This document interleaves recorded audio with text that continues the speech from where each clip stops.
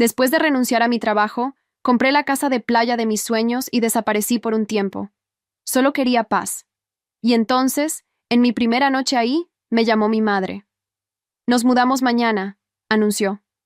Tu papá ya dijo que sí. Antes de que pudiera contestar, agregó, y si no te gusta, búscate otro lugar. Me quedé sentada mirando el mar. Las manos me temblaban. Y luego sonreí. Para cuando llegaron a la mañana siguiente, yo ya tenía una sorpresa esperándolos. Me llamo Valeria. Tengo 38 años y me divorcié hace poco. En septiembre pasado compré una casita de un cuarto con altillo, justo frente al mar, en la costa de Florida. Sin hipoteca compartida, sin nadie que firmara conmigo. Solo mi nombre en cada documento. Quiero que quede bien claro lo que eso significaba para mí. Pasé 11 años en un matrimonio donde cada decisión de dinero era una negociación que casi siempre perdía. Cada cuenta, cada bien, cada dirección, todo discutido, debatido, cedido a medias. Cuando por fin se firmó el divorcio, salí con lo suficiente para empezar de nuevo y con una intención muy clara. El próximo lugar donde yo viviera iba a ser mío, de una forma en que nada había sido mío antes. La casita necesitaba trabajo. La baranda del porche estaba floja en 2 partes. El calentador de agua era el original de la casa y seguía funcionando de pura terquedad y a punta de rezos. No me importaba. Manejé hasta allá un viernes por la tarde, con el carro cargado hasta el techo y el teléfono en no molestar. Me senté en ese porche que rechinaba y vi cómo la marea iba subiendo despacio mientras el sol bajaba sobre el agua. Y sentí algo que no sentía en años. Como si tuviera permiso de estar donde estaba. Eso duró unas 4 horas. La llamada llegó justo cuando oscureció. No por mi mamá, sino por mi hermana Gabriela, que en realidad era peor. Gabriela tiene 41 y se ha pasado casi toda su vida adulta en lo que ella llama etapas de transición. Entre departamentos, entre trabajos, entre maridos, entre lo que venga después. Es encantadora y un desastre, en partes iguales. Y mi familia lleva 20 años financiando sus transiciones en silencio. Ella y su esposo, Tanner, estaban quedándose en casa de mis papás desde agosto. Todos apretados. Y mi mamá, por lo visto, ya había llegado a su límite. Así que mi mamá y Gabriela tuvieron una conversación. Y en esa conversación se acordaron de que Valeria acababa de comprar una casa con un cuarto de más. Y de que Valeria vive sola. Colgué sin decir una sola palabra más. Me quedé con el teléfono caliente en la mano, mirando la pantalla apagada. Esperaba sentir lo de siempre, el nudo en el estómago, las ganas de ceder con tal de que dejaran de presionar. Pero esta vez no llegó. En su lugar había una calma rara, casi fría, como cuando por fin entiendes una cuenta que llevabas años haciendo mal. Mi mamá no había preguntado. No dijo, ¿podríamos quedarnos? Dijo, nos mudamos mañana, como si mi casa fuera una extensión de la suya. Como si el cuarto de arriba existiera nada más para que Gabriela tuviera dónde caer cada vez que su vida se desarmaba. Y lo había hecho antes. Cuando se separó de su segundo marido, yo dormí 6 meses en el sillón de mi propio departamento para darle mi recámara. Cuando dejó aquel trabajo en Orlando, le pagué 3 meses de renta que nunca me devolvió. Cada vez que Gabriela se caía, yo era el colchón. Y nadie, ni una sola vez, me preguntó si yo quería seguir siéndolo. Lo que ninguna de las dos sabía era que ese cuarto ya tenía dueña. La semana que me mudé, antes de desempacar siquiera las cajas de la cocina, subí al altillo y lo medí. Una cama, un baño chico, una ventana que daba al mar. Esa misma noche puse el anuncio. No fue por el dinero, aunque el dinero ayudaba. Lo hice porque sabía, en algún lugar, que tarde o temprano mi familia se iba a acordar de que yo tenía espacio. Y quería que ese espacio ya estuviera ocupado por alguien que pagara, que firmara, que tuviera tanto derecho a estar ahí como ellos creían tener. Eleanor llegó 3 días después, una enfermera jubilada de 62 años, tranquila, de las que saludan al mar por la mañana con una taza de café entre las manos. Pagó 2 meses por adelantado y me preguntó si podía poner una maceta en la ventana. Le dije que sí. Por primera vez en años, alguien me pedía permiso para algo dentro de mi propia casa. Esa noche no me desvelé pensando en mi mamá. Me desvelé pensando en la cara que iban a poner. Llegaron a las 9 de la mañana. Escuché el camión antes de verlo. El motor pesado, el chirrido de los frenos, la voz de Tanner dando instrucciones como si fuera el dueño de la cuadra. Me asomé por la ventana. Una camioneta de mudanza de las que se rentan por día, con la puerta trasera ya levantada. Cajas. Un sofá que yo no había aceptado en mi vida. La bicicleta de Tanner amarrada con cuerdas a un costado. Lo raro fue que llegaran hasta la puerta. Mi casa está en un fraccionamiento cerrado, con caseta y pluma en la entrada. Después me enteré de que le dijeron al guardia que eran familia mía y que yo los estaba esperando. El guardia, claro, no tenía cómo saber que eso era mentira. Salí al porche con mi café. No corrí. No grité. Me senté en la silla que rechinaba y esperé. Gabriela bajó primero, con unos lentes de sol enormes y una sonrisa que me sabía de memoria. La sonrisa de cuando ya había decidido que algo era suyo. Vale, dijo, abriendo los brazos como si yo debiera sentirme afortunada de verla. No te imaginas el viaje. Tanner manejó casi toda la noche. ¿Ya está listo el cuarto de arriba? Necesito acostarme ya. El cuarto de arriba está ocupado, dije. Se rió. Una risa corta, automática, como si yo hubiera contado un chiste sin gracia. ¿Ocupado con qué? ¿Con tus cajas? Yo te las ayudo a mover, no es nada. Ocupado con alguien. Lo renté. Hay una inquilina viviendo ahí desde hace 3 semanas. La sonrisa se le quedó a medio camino. Tanner, que venía cargando una caja con las 2 manos, se detuvo en seco a la mitad del jardín. ¿Cómo que lo rentaste?, preguntó. Como se renta cualquier cuarto. Anuncio, contrato, depósito. Su nombre está en el papel, igual que el mío está en la escritura de toda la casa. En ese momento la puerta de arriba se abrió y Eleanor se asomó al balconcito del altillo, en bata, con su taza en la mano. «Buenos días, Valeria», dijo mirando el camión con curiosidad educada. ¿Todo en orden? Todo en orden, Eleanor. Es mi familia. Se confundieron de fecha. Gabriela giró la cabeza hacia mí tan rápido que se le resbalaron los lentes hasta la punta de la nariz. ¿Que se confundieron de fecha? Mamá dijo que tú estabas de acuerdo. Mamá dijo muchas cosas. Ninguna me la preguntó a mí. Tanner soltó la caja en el pasto sin ningún cuidado. Escuché algo quebrarse adentro y ni siquiera volteó a ver. Mira, dijo caminando hacia el porche. Ya rentamos el camión, ya cargamos todo, dejamos el departamento. No hay vuelta atrás. Vas a tener que sacar a esa señora. Lo dije despacio, para que no quedara ninguna duda entre nosotros. No voy a sacar a nadie. Esta es mi casa. Tú no decides quién duerme aquí. Somos familia, escupió Gabriela, y ahí estaba otra vez, la palabra de siempre, la que usaban como llave para abrir cualquier puerta mía. Sí, dije. Somos familia. Por eso les voy a anotar el nombre de 3 hoteles aquí cerca antes de que se les acabe el día. El teléfono empezó a vibrar en mi bolsillo. No necesité sacarlo para saber quién era.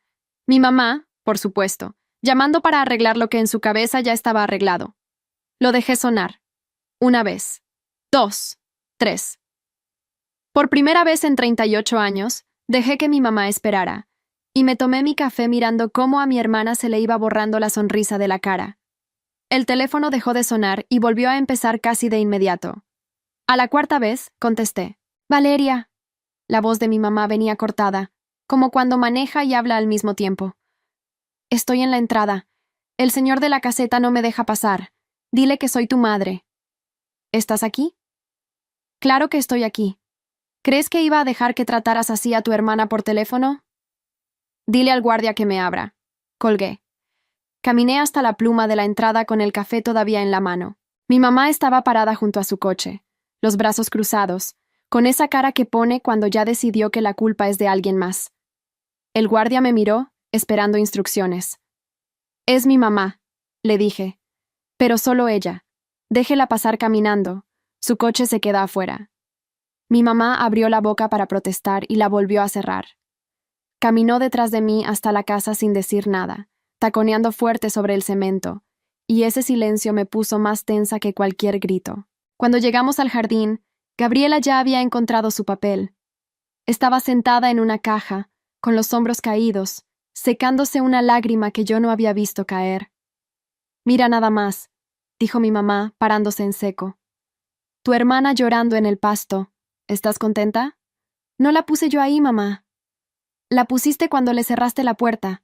¿Sabes lo que es manejar toda la noche con todas tus cosas en un camión para que tu propia hermana te reciba así?» Tanner se acercó, limpiándose las manos en el pantalón. Es un hombre grande, de esos que usan el cuerpo para llenar el espacio aunque no digan nada. Se paró demasiado cerca de mí. Tu hermana no tiene a dónde ir, Valeria, dijo, bajando la voz, como una amenaza disfrazada de consejo. Dejamos el departamento, entregamos las llaves. Si no nos quedamos aquí, dormimos en el camión. ¿Eso es lo que quieres? ¿Tu hermana durmiendo en un estacionamiento? Sentí cómo el corazón me golpeaba en el cuello. La parte vieja de mí, la que pasó 11 años cediendo, ya estaba buscando una salida, una forma de quedar bien con todos. Apreté la taza hasta que el calor me molestó en la palma. Me obligué a respirar despacio. Ustedes decidieron entregar el departamento, dije. Nadie les dijo que aquí tenían cuarto. Mi mamá lo dio por hecho. Ustedes lo dieron por hecho. Yo nunca dije que sí. Eres de sangre fría, escupió Tanner. Y tú llevas 3 años sin un trabajo que dure, contesté, y vi cómo se le tensó la mandíbula. ¡Valeria! Mi mamá dio un paso, con el dedo levantado a 1 centímetro de mi cara. No te crié para que le hablaras así a un hombre, a tu familia. Me criaste para resolverles todo. Hay diferencia. Y me acordé, ahí parada, de la Navidad en que Gabriela llegó a mi departamento a medianoche con 2 maletas y sin avisar, porque la habían corrido del lugar donde rentaba. Yo le di mi cama, dormí en el sillón 3 semanas, le presté para el depósito del siguiente lugar. Cuando por fin se fue, ni gracias dijo. Se llevó mi cafetera. Mi mamá, esa vez, me felicitó por ser la fuerte de la familia. Tardé años en entender que la fuerte era solo la palabra bonita para la que aguanta todo. Gabriela se levantó de la caja. Ya no lloraba. Cuando se da cuenta de que las lágrimas no funcionan, cambia de cara rápido, y yo conozco las dos. ¿Sabes qué, Vale? Siempre fuiste la envidiosa. Te divorciaste, te quedaste sola, te compraste tu casita para presumir, y ahora que yo tengo un problema lo disfrutas. Te encanta verme abajo. No disfruto nada, dije. Pero por primera vez en 20 años esto no es mi problema. En ese momento Eleanor bajó las escaleras del altillo, con su bata y unos zapatos de jardín, una maceta chica entre las manos. Saludó con la cabeza, educada, ajena al pleito, y fue a acomodar la maceta en la ventana de abajo como si no pasara nada. ¿Y esa quién es?, preguntó mi mamá. Mi inquilina. Eleanor. Vive en el cuarto de arriba. El que ustedes querían. Mi mamá la miró de arriba abajo, como si fuera culpa de Eleanor que el mundo no girara a su antojo. ¿Le rentaste el cuarto a una extraña antes que a tu propia hermana? Le renté el cuarto a alguien que firma un contrato y paga a tiempo. Sí. Mi mamá se quedó callada un segundo. Después hizo lo que mejor sabe hacer. Subió la apuesta. Muy bien. Si vas a tratar a la familia como inquilinos, así nos vamos a tratar. Tu papá y yo te ayudamos con la maestría, ¿te acuerdas? Con el enganche del primer coche, con el abogado del divorcio. Todo eso lo vamos a empezar a contar, Valeria, centavo por centavo. Cuéntalo, dije. Yo también tengo una lista, y la mía es más larga. Por un segundo, algo cruzó la cara de mi mamá que no era enojo. Era sorpresa. Como si en 38 años nunca se le hubiera ocurrido que yo también llevaba la cuenta. Esto no se va a quedar así, dijo, dándose la vuelta. Vámonos, Gabriela. Tanner, hoy se quedan en la casa, conmigo y con tu papá. Pero esto apenas empieza. Los vi cargar otra vez las cajas al camión, despacio, a propósito, para que me sintiera culpable con cada viaje. Tanner azotó la puerta trasera. Gabriela me lanzó una última mirada por encima de los lentes, esperando que yo corriera a detenerlos. No corrí. No me moví del porche hasta que el camión cruzó la pluma y desapareció por la avenida. Solo entonces me di cuenta de que me temblaban las manos. No de miedo. De algo nuevo. Algo que todavía no sabía nombrar. Eleanor se acercó con cuidado, secándose las manos en la bata. ¿Familia?, preguntó. Familia, dije. La mía era igual, contestó ella. Tardé 60 años en aprender a no abrir la puerta. Tú vas adelantada. Y volvió a subir a su cuarto sin agregar nada más. Los mensajes empezaron antes de que el sol terminara de salir. Mi mamá fue la primera. No dormí pensando en lo de ayer. Tu papá tampoco. Media hora después. Tu hermana lloró toda la noche en el cuarto de visitas. Espero que estés contenta. Y luego, la que de verdad buscaba doler. El día que yo esté vieja y sola, no esperes que me acuerde de esto. Las leí en el porche, con el café enfriándose entre las manos. Sentí el viejo tirón en el pecho, ese reflejo de marcarle y pedir perdón solo para que el malestar se fuera. Dejé el teléfono boca abajo sobre la mesa y respiré hasta que las ganas se pasaron. Eleanor salió con su taza y se sentó en la otra silla, mirando el mar. «Dormí 7 horas seguidas», dijo. «Hace años que no me pasaba. Es el ruido de las olas. Apaga todo lo demás». «Me alegra», contesté, y lo decía en serio. «¿Tu familia sigue insistiendo?» «Mi familia nunca deja de insistir. Es lo único que hacen completo». A media mañana llegaron los refuerzos. Mi tía Lucía, la hermana de mi mamá, me escribió 3 párrafos sobre lo importante que es la familia y cómo tu abuela debe estar revolcándose en su tumba. Una prima que no me hablaba desde una boda hace 6 años me mandó un mensaje preguntando si estaba bien, con esa curiosidad de quien solo quiere material para el chisme. Hasta Tanner se atrevió a escribir: «Tu hermana merece algo mejor que una hermana como tú». Los fui leyendo uno por uno. Antes, cada mensaje de estos me habría tenido toda la tarde redactando respuestas, justificándome, pidiendo que me entendieran. Ese día no contesté ni uno. Bloqueé a Tanner. Silencié el grupo familiar. Y por primera vez la casa quedó en silencio de verdad. A la 1 de la tarde, por fin, llamó mi papá. Contesté es así, porque mi papá casi nunca llama. Deja que mi mamá hable por los dos. «Mija», dijo, y se quedó callado un rato largo, como buscando palabras que no tenía. «Tu mamá está muy alterada. Gabriela también. La casa es un caos». «Lo siento, papá». «¿No hay forma de que arregles las cosas? Aunque sea unos meses, mientras Gabriela se acomoda». Y ahí estaba otra vez. Hasta él, que nunca pide nada, pedía que yo cargara con todo. «No, papá, esta vez no», suspiró. No discutió, nunca discute. Solo dijo: «Está bien, mija», con esa voz cansada de quien lleva 40 años cediendo para que mi mamá no grite. Y colgó. Me quedé un momento con el teléfono en la mano, sintiendo algo entre la pena y el alivio. Solo respondí un mensaje. Mi prima Daniela, la única que escribió algo honesto. «Vi a tu mamá ayer hecha una furia. Sea lo que sea que estés haciendo, me alegra que por fin pongas un límite. Yo nunca pude». Le contesté: «Gracias, te invito a un café cuando quieras». Y lo dije de corazón, pero quedarme sentada esperando el siguiente ataque no era plan. Si iban a tratar mi casa como un campo de batalla, yo iba a tratarla como lo que de verdad quería que fuera. Algo mío que produjera, que se sostuviera solo, que no dependiera de la buena voluntad de nadie. Subí al altillo cuando Eleanor salió a caminar. Lo miré con otros ojos. La cama tendida, la ventana con la maceta, la luz del mar entrando limpia toda la mañana. Eleanor pagaba bien y a tiempo, y ni siquiera había tenido que esforzarme. ¿Qué pasaría si lo hacía en serio? Esa tarde bajé al pueblo y compré pintura. Arreglé yo misma la baranda del porche que estaba floja, con un video de YouTube y las manos llenas de astillas. Tardé 3 horas y me salió torcida en una esquina, pero la apreté hasta que dejó de moverse. Era la primera cosa que reparaba con mis propias manos en una casa que era 100% mía. Le pedí a Eleanor permiso para tomar fotos del altillo entre sus cosas guardadas, prometiéndole que no saldría nada suyo.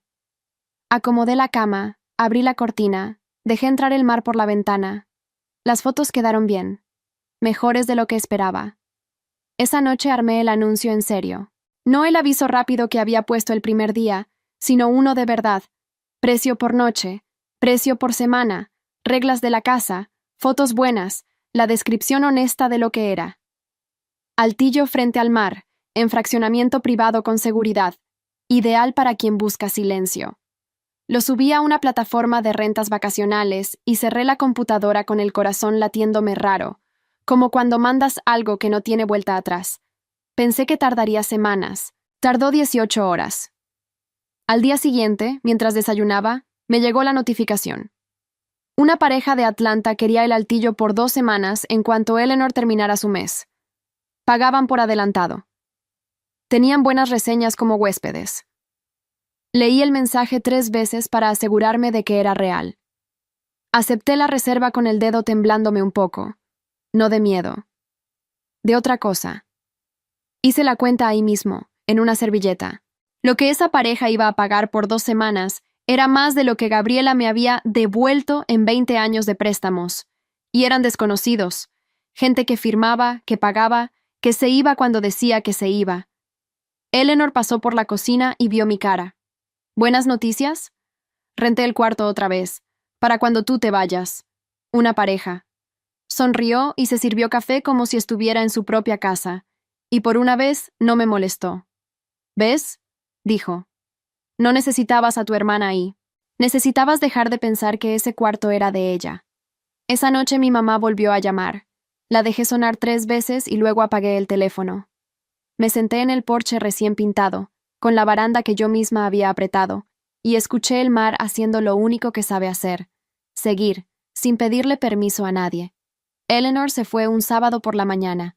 Me dejó la maceta de regalo y una nota corta. Cuida ese mar, y cuídate de los que tocan la puerta sin avisar. La pegué en el refrigerador.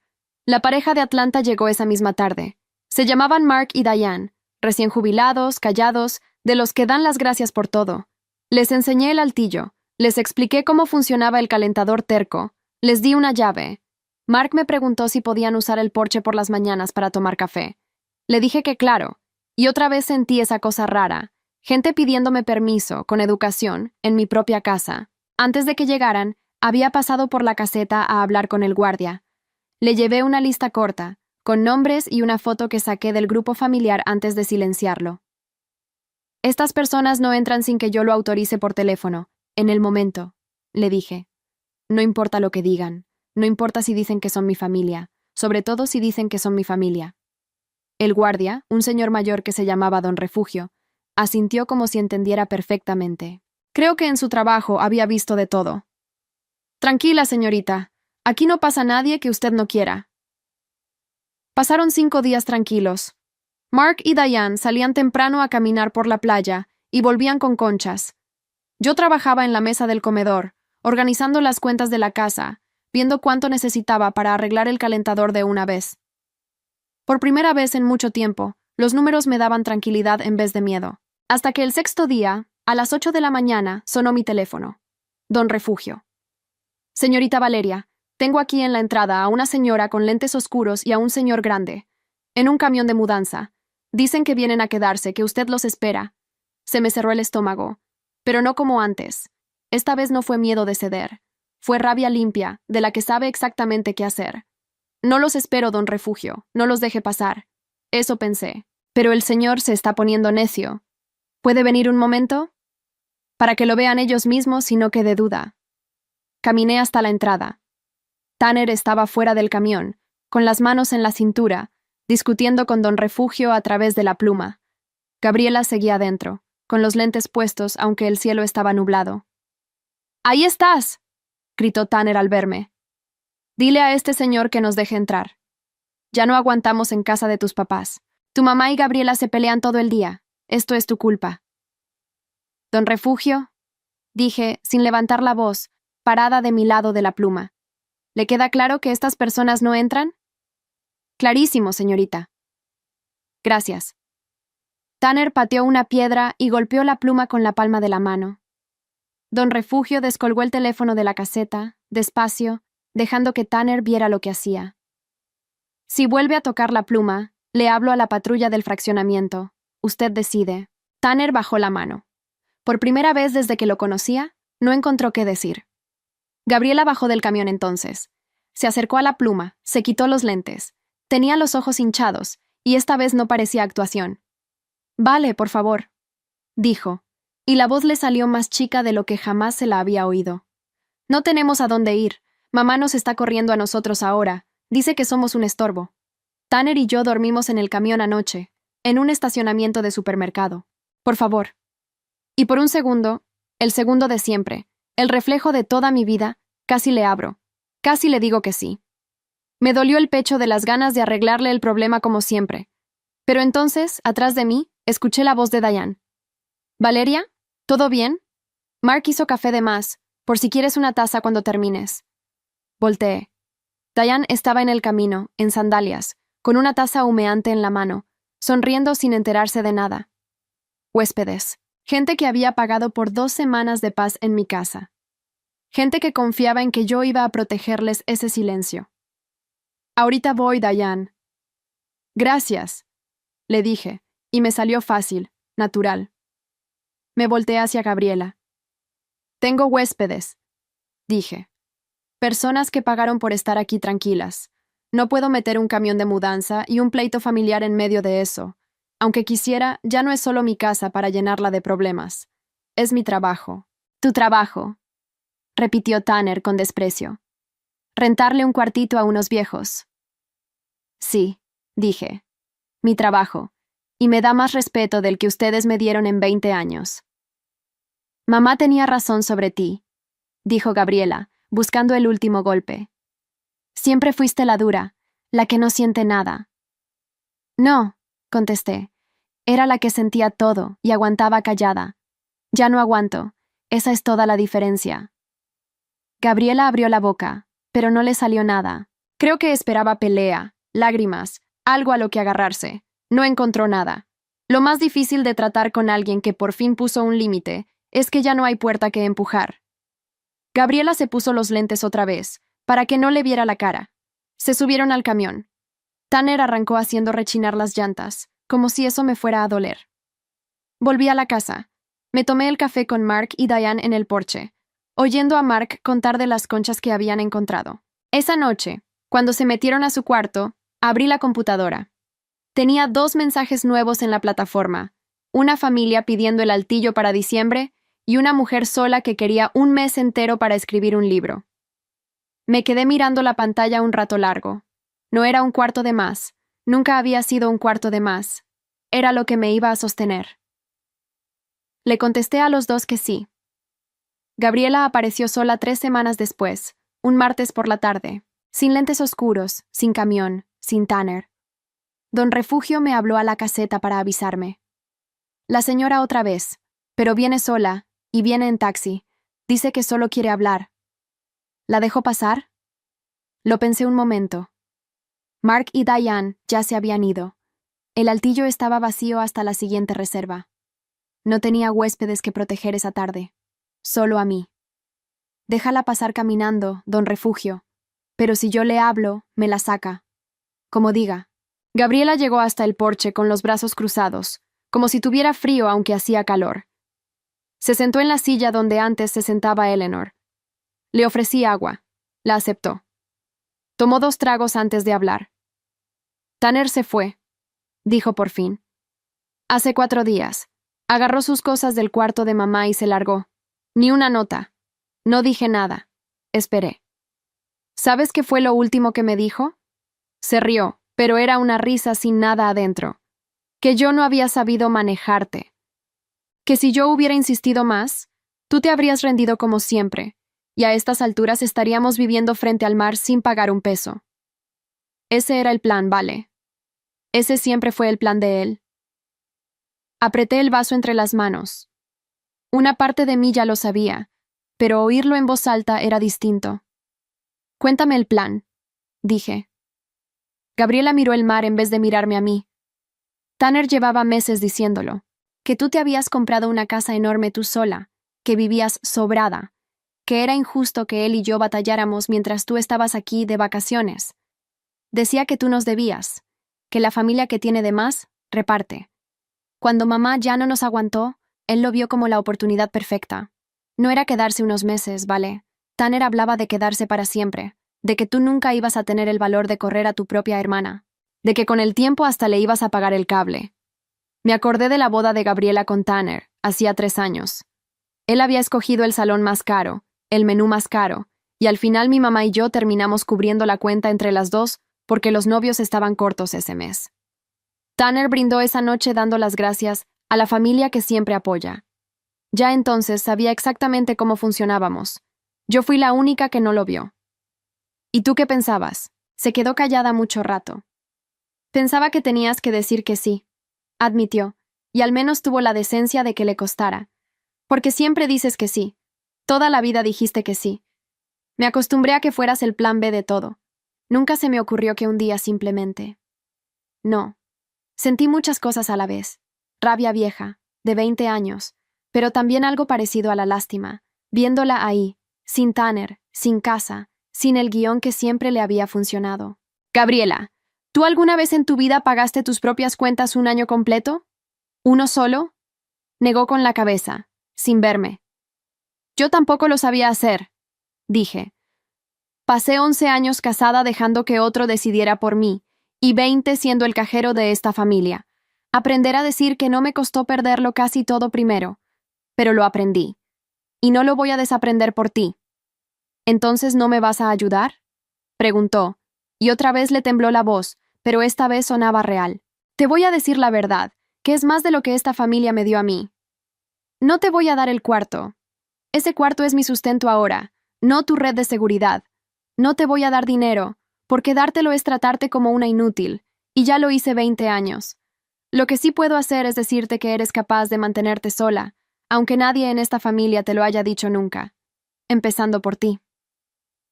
Gabriela se limpió la cara con el dorso de la mano. No sé ni por dónde empezar. Por un trabajo, por una renta que puedas pagar tú, por dejar de buscar quien te cargue. Eso me funcionó a mí. Se quedó otro rato en silencio, mirando las olas. Después se levantó. Mamá dice que eres una egoísta, dijo, ya de pie. Mamá dice eso de cualquiera que deja de servirle. Tú decides si le crees. Caminó hacia la salida. A medio camino se detuvo, sin voltear del todo. La casa es bonita, vale, de verdad. No sé, me da algo verla y saber que la hiciste sola. Tú también puedes hacer algo solo, dije. Empieza por algo chico. No contestó. La vi cruzar la pluma y subirse al taxi. Esa noche me llegó un mensaje de un número que no tenía guardado. Era Tanner, desde otro teléfono. Espero que estés feliz. Destruiste a tu hermana por una casa. Eres lo peor de esta familia. Lo leí 2 veces. Antes, un mensaje así me habría quitado el sueño una semana entera. Lo bloqueé sin contestar y dejé el teléfono boca abajo. Salí al porche, a la baranda que yo misma había apretado, y me quedé oyendo el mar. No sentí culpa. Por primera vez en mi vida, frente a una acusación de mi familia, no sentí absolutamente nada de culpa. A la mañana siguiente entró una reserva nueva. La mujer que quería escribir un libro confirmó el mes completo, y en el mensaje escribió: Tu casa se ve como el tipo de lugar donde una por fin puede oírse pensar. Le contesté que sí, que ese era justo el punto. Hice la cuenta otra vez en una servilleta, como me había vuelto costumbre. Entre Eleanor, la pareja de Atlanta, la familia de diciembre y ahora la escritora, el altillo solo me había dado en unos meses más de lo que yo había prestado a Gabriela en años, dinero que nunca conté como pérdida porque me habían enseñado que la familia no se cobra. Resultó que sí se cobra. Solo que el recibo llega tarde, y a veces nunca. Guardé la servilleta en el cajón, junto a la nota de Eleanor. Salí al porche, a la baranda que yo misma había apretado, y me quedé oyendo el mar. No sentí culpa. Por primera vez en mi vida, frente a una acusación de mi familia, no sentí absolutamente nada de culpa. Solo el mar, y el cuarto de arriba esperando a la siguiente persona que pagara por estar en paz. Pasó casi un año. El calentador terco por fin murió en febrero, y lo reemplacé con dinero del altillo, sin pedirle prestado a nadie. Mandé a arreglar la baranda completa, esta vez con un carpintero de verdad. Aunque me quedé con la parte que yo había apretado a mano, no la dejé que la quitara. Pinté la casa entera de blanco con los marcos en azul, como siempre la había imaginado. El altillo ya casi no tenía días libres. Eleanor me había mandado a una amiga, la amiga a una sobrina, y así.